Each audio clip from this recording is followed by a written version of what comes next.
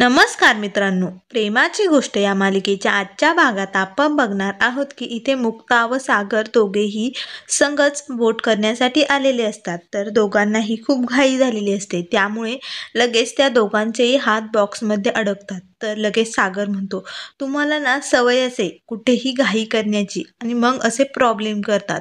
तर लगेच मुक्ता म्हणते, हो का, हे सर्व माझ्यामुळे होतंय का?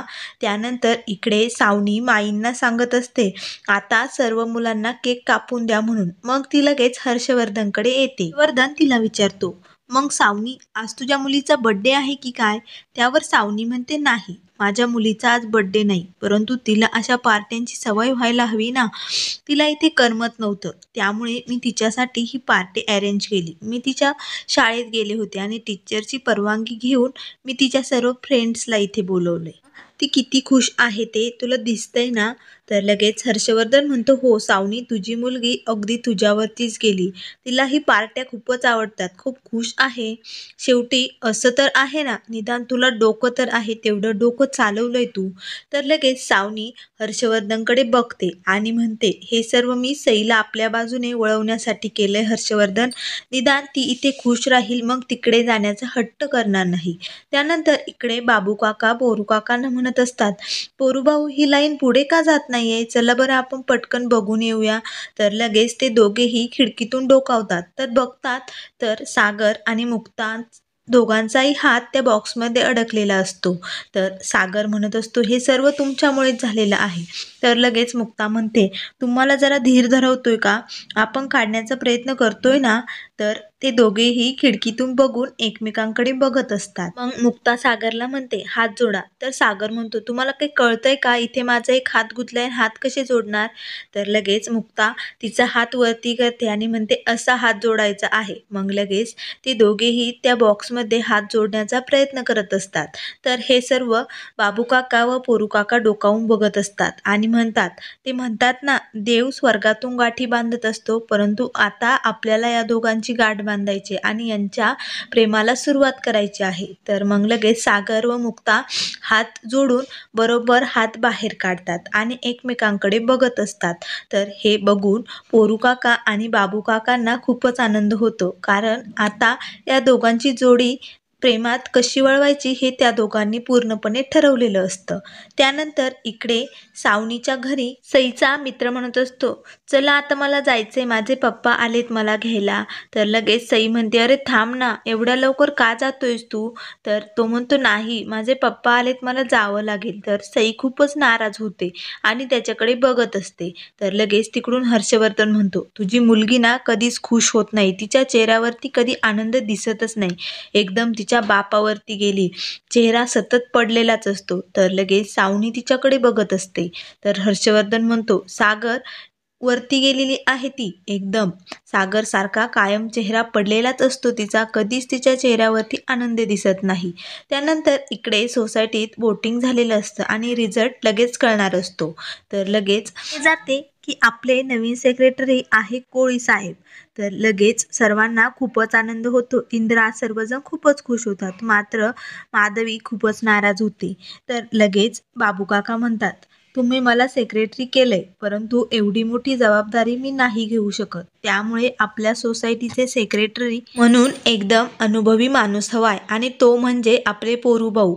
ते जिथे राहत होते ना, तिथे 3 वर्ष सेक्रेटरी होती, त्यामुळे ते व्यवस्थितपणे काम पार पाडू शकतात. तुम्ही मला जेवढं प्रेम दिलंय ना, तेवढंच प्रेम तुम्ही पोरू भाऊंना द्या, म्हणजे ते अगदी व्यवस्थितपणे आपल्या सोसायटीचे कामं पार पाडतील. मात्र इंद्राला खूपच राग येतो. इंद्रा म्हणते, अहो तुम्ही असं काय करताय? पोरू काका ही बाबू काकांना म्हणतात, अहो असं काय करताय तुम्ही? त्यावर बाबू काका म्हणतात, मी जे करतोय ते अगदी बरोबर आहे आणि आजपासून आपल्या सोसायटीचे सेक्रेटरी म्हणजे पुरुषोत्तम गोखले, पोरू भाऊ. तर लगेच इंद्राला खूपच राग येतो. ती स्वातीला म्हणते, स्वाती, आता मी तुझ्या बाबांना नंतर बघते, परंतु त्यांना एवढंच सांग की मला त्यांचा खूप राग आलाय. तर लगेच बाबू काका पोरू भाऊंना सेक्रेटरी बनून सर्वांना आनंदाची बातमी देतात. त्यानंतर सर्वजण टाळ्या वाजवतात. मात्र सागरला त्याच्या बाबांचा निर्णय बिलकुल पटलेला नसतो. तो मुक्ताकडे खूपच रागाने बघत असतो. तर इंद्रा तिथून जात असताना लगेच माधवी तिच्याकडे बघत असते, कारण माधवीलाही कळलेलं असतं की इंद्राला खूपच राग आलेला आहे आणि आता ही बाई भडकल्यानंतर काय करेल हे विचार करून तिला खूपच भीती वाटलेली असते. तर मात्र बाबू काका पोरू भाऊंना म्हणतात, आजपासून तुम्हीच इथले सर्व काही निर्णय घ्यायचे आहेत. तर लगेच इंद्रा स्वातीला सांगून तिथून निघून गेलेली असते. तर सागरलाही खूपच राग आलेला असतो, त्यामुळे तो मुक्ताकडे खूपच जास्त रागाने बघत असतो. गेल्यानंतर बाबू काका इंद्राला म्हणतात, अगं माझी बाय तू का रागवलीस? त्यावर इंद्रा म्हणते, इथे आम्ही एवढी मेहनत करून तुम्हाला जिंकवलं आणि तुम्ही काय केलं, त्या 101 वाल्यांना सेक्रेटरी बनवलं. आता तुम्हाला माहिती आहे ना ते काय नवनवीन रूल काढतील, मच्छी खाऊ नका, डीजे लावू नका, इथे नाचू नका, तिथे नाचू नका, कसे वागतात तुम्हाला माहिती ना? त्यावर लगेच बाबू काका म्हणतात, अगं माझे बाय हे सगळं सोड, मी एक नवीन विचार केलाय, तो जर तुला सांगितला ना तू इतकी खुश होतील की बस. तर लगेच इंद्रा म्हणते, काय आहे तो नवीन विचार, निदान मला तरी कळू द्या. त्यानंतर इकडे पोरू काका माधवीला म्हणत असतात, माधवीला पेढा देत असतात. तर लगेच माधवी म्हणते, मला नको तुझा पेढा, मागच्या वेळेस तू कमी मताने निवडून आला होता तरी मी सगळीकडे बॉक्स बॉक्स पेढे वाटले होते, परंतु आता नको. आता तू हे पद घ्यायलाच नको होतं, ते जिंकले होते ना, मग त्यांनाच घेऊ द्यायचं ना. त्यावर पोरू काका म्हणतात, अगं त्यांना वाटलं मी ही जबाबदारी व्यवस्थित पार पाडू शकेल म्हणून त्यांनी मला हे दिलंय. त्यानंतर इकडे बाबू काका इंद्राला म्हणत असतात, मी आपल्या सागरसाठी एक मुलगी बघितली आणि मी तिच्या बाबांशी बोललोय, त्यांचा होकार मिळवलाय. तर इकडे पोरू काका माधवीला म्हणत असतात, अगं ते सर्व सोड, मी आपल्या मुक्तासाठी एक मुलगा बघितलाय, खूपच छान आहे. तर माधवी लगेच इमोशनल होते आणि म्हणते, खरंच तू मुक्तासाठी मुलगा शोधलाय, मुलगा चांगला आहे ना? तर लगेच पोरू काका म्हणतात, अगं हो, मी बाप आहे मुक्ताचा, मला एवढी काळजी आहे आणि मानसिक कशी आहेत कशी नाही हे सर्व मला कळते. तर माधवी म्हणते, खरंच बरं झालं तू मुक्तासाठी एखादा मुलगा शोधला. त्यावर लगेच पोरू काका म्हणतात, हो, त्याच्या बाबांशी माझं बोलणंही झालेलं आहे आणि त्यांचा होकार आहे. तर इथे इंद्रा म्हणत असते, आज सागर बोट करायला आला तुमच्यासाठी आणि तुम्ही त्याच्यासाठी मुलगी शोधली, खूपच प्रेम आहे हो तुमच्या दोघांमध्ये. माधवी म्हणते, अरे पोरू पण मुलगा व्यवस्थित चांगला आहे ना? त्यावर पोरू काका म्हणतात, अगं सगळीच माणसे वाईट असतात असे नसतात, मुलगा मनाने खूप चांगला आहे, मी बघितलंय त्याला. त्यावर इथे इंद्रा बाबू काकांना म्हणत असते, मुलगी कशी आहे, मच्छी खाते ना, साडी नेसते ना? तर बाबू काकांना लगेच इंद्रा असे विचारल्यानंतर बाबू काका म्हणतात, अगं हो, एकदम सागरला पटेल अशी मुलगी आहे आणि आपल्या सईला खूपच आवडेल अशी मुलगी शोधली मी सागरसाठी. इथे माधवी म्हणत असते, बरं झालं, परंतु आता आपल्याला मुक्ताला पटवावं लागेल. तर तिकडे बाबू काका व इंद्राही सागरला पटवण्यासाठी दोघेही तयार झालेले असतात. तर लगेच इंद्रा सागरला म्हणते, सागऱ्या संध्याकाळी लवकर ये, आपल्याला बाहेर जायचे बरं का? तर सागर म्हणतो, कुठे जायचे आई? तर इकडे मंजिरी आणि पोरू काका सर्वांसमोर मुक्ताला म्हणतात की आपल्याला आज एक मुलाला बघायला जायचे संध्याकाळी बाहेर. तर लगेच मुक्ता म्हणते, अरे बाबा किती वेळा मी मुलाचा नकार पचवायचा आहे, तुला सांगितलं ना मी, मला नाही करायचंय लग्न. तर लगेच मुक्ता लगेच नकार देते. मात्र पोरू काका म्हणतात, अगं मुक्ता प्लीज माझ्यासाठी एवढ्या वेळेस त्या मुलाला भेट ना. तर मुक्ता म्हणते, ठीक आहे बाबा, तू एवढा आग्रह करतोयस तर मी मुलाला भेटायला तयार आहे. तर त्यानंतर इकडे सागर इंद्राला म्हणत असतो, नाही आई, मला हे लग्न, हे प्रेम या भानगडीत पुन्हा नाही पडायचं, त्यामुळे मी नाही येणार. तर लगेच इंद्रा म्हणते, अरे सागऱ्या असं काय करतो, प्लीज चल ना रे, माझं ऐक ना एवढं. असे म्हणून इंद्रा सागरची समजूत काढत असते. तर लगेच सागर म्हणतो, ठीक आहे, तू म्हणते एवढंच तर मी येतो त्या मुलीला भेटायला, परंतु मी त्या लग्नाला नकार देणार नाही. तर इंद्रा म्हणते, अरे आधी तू त्या मुलीला भेट तर खरी, आपल्या सईसाठी चल ना रे प्लीज. असे म्हणून ती सागरची विनवणी करत असते. तर लगेच इंद्राचे म्हणणे सागर ऐकतो. तर इकडे मुक्ता यायला तयार झाल्याने मंजिरी आणि माधवी खूपच खुश झालेल्या असतात. तर लगेच मुक्ता म्हणते, एवढ्या का खुश झालाय तुम्ही?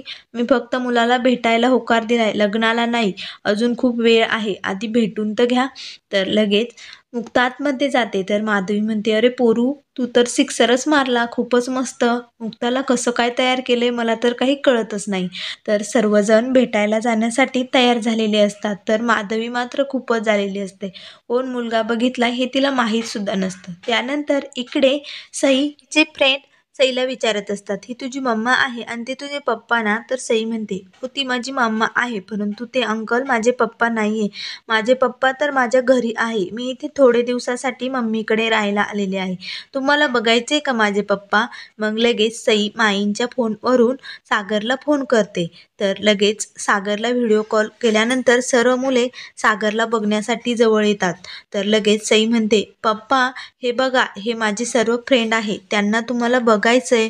ते म्हणत होते की ते हर्षवर्धन काका माझे पप्पा आहेत म्हणून, परंतु मी त्यांना सांगितलं नाही, माझे पप्पा माझ्या घरी आहे. पप्पा तू आहेस ना माझा पप्पा? सईचे हे बोलणे ऐकल्यानंतर सागरही खूपच इमोशनल होतो आणि म्हणतो, हो बाळा, मीच तुझा पप्पा आहे. तर इंद्रा, लक्की सर्वजण तिच्या मित्रांबरोबर बोलत असतात. तर लगेच सई म्हणते, पप्पा तू खूप बिझी होता का? कामात होता का? सॉरी मी तुला डिस्टर्ब केलं, परंतु माझ्या फ्रेंडला माझे पप्पा दाखवायचे होते ना, म्हणून मी कॉल केला. तर लगेच सागर म्हणतो, हो हो बाळा, बरं झालं केला, मीच तुझा बाबा आहे. त्यावर सई म्हणते, पप्पा तू मला कधी घ्यायला येणार आहे? तर लगेच सागर म्हणतो, मी लवकरच तुला घ्यायला येणार आहे बाळा. तर लगेच सई म्हणते, सॉरी पप्पा, मी तुला खूप डिस्टर्ब केलं ना, आता तू तुझं काम कर, मी उगाच तुझा वेळ वायाला घातला. तर लगेच सई म्हणते, चल पप्पा मी आता फोन ठेवते. तर लगेच फोन ठेवल्यानंतर सागरही खूपच इमोशनल झालेला असतो. त्याला सईची खूपच आठवण येत असते. त्यानंतर मित्रांनो, पुढील भागामध्ये मुक्ता सागरला भेटण्यासाठी आलेली असते. तर सागरला तिथे बघितल्यानंतर मुक्ताला खूपच राग येतो आणि म्हणते, तुमच्यासारखा माणूस कधीही कुणाचा नवरा चांगला होऊच शकत नाही. निदान ती सावनी सईला तिच्या बाजूने वळवण्यासाठी काहीतरी करत तरी असते, मात्र तुम्ही तसे नाही आहात. तर लगेच सागर म्हणतो, निदान माझ्याबरोबर तरी कोणी लग्न करू शकतं, कारण माझ्याकडे पैसा आहे, परंतु तुमच्याबरोबर तर कोणी लग्न पण करू शकत नाही. तर मुक्ता म्हणते, हो ना, तुमच्याकडे पैसा आहे म्हणून ना. तर लगेच सागर म्हणतो, माझ्याकडे तरी पैसा आहे, परंतु तुमच्याकडे काय आहे? तर मित्रांनो, अशाच मालिकेच्या अपडेट पाहण्यासाठी चॅनल